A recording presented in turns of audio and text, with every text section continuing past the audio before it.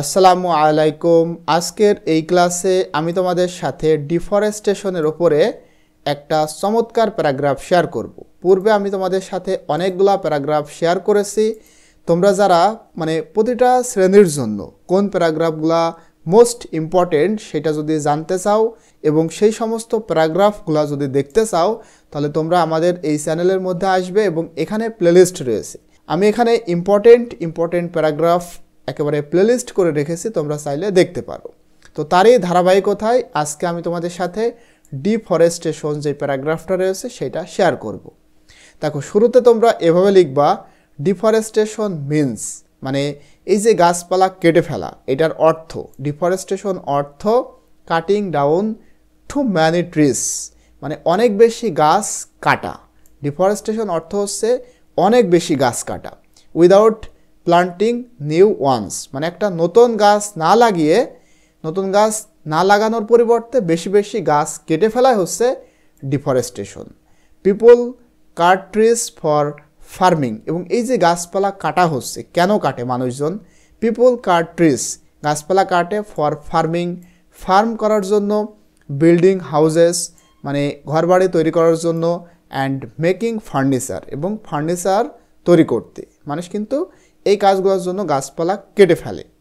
This causes soil erosion, এবং এই কারণে মাটির যে ক্ষয় সেটা হয়ে থাকে। Increases carbon die oxide in the air, এবং বাতাসে কার্বন ডাই অক্সাইডের পরিমাণ বৃদ্ধি পায়। অ্যান্ড ডিস্ট্রয় অ্যানিম্যালস হ্যাবিটেটস, এবং পশু পাখি বা প্রাণীর যে আবাসস্থল সেটাও কিন্তু ধ্বংস হয়। যেহেতু গাছপালায় অনেক পাখি বাস করতো, এখন গাছপালা কেটে ফেললে পাখিরা থাকবে কোথায়? সুতরাং বলা হচ্ছে যে পাখিদের যে আবাসস্থল, প্রাণীদের যে আবাসস্থল সেটাও কিন্তু ধ্বংস করা হচ্ছে। It also leads to less rainfall, এবং এইটা আরও কম বৃষ্টিপাতের দিকে নিয়ে যাচ্ছে। আমরা জানি যে এলাকায় গাছপালা বেশি থাকে, আল্লাহ সুবহানাহু ওয়া তাআলা সে এলাকায় বৃষ্টি বেশি দেন। সুতরাং যেহেতু গাছপালা কাটা হচ্ছে তার কারণে বৃষ্টিও কম হচ্ছে। And makes the land dry, এবং এই ভূমিকে শুষ্ক বা শুকনো তৈরি করতেছে। এখন এই হচ্ছে মূলত এখানকার কারণ। এখন কিভাবে আমরা এটা থামাতে পারি? টু স্টপ ডিফরেস্টেশন, গাছপালা কাটা থামাতে, উই মাস্ট প্রোটেক্ট ফরেস্ট, আমাদেরকে অবশ্যই বন জঙ্গল রক্ষা করতে হবে। অ্যান্ড প্লান্ট মোর ট্রিজ, এবং বেশি বেশি বৃক্ষ রোপণ করতে হবে, গাছ লাগাতে হবে। Governments should take strict laws, এবং সরকারের উচিত একবারে কঠোর আইন তৈরি করা।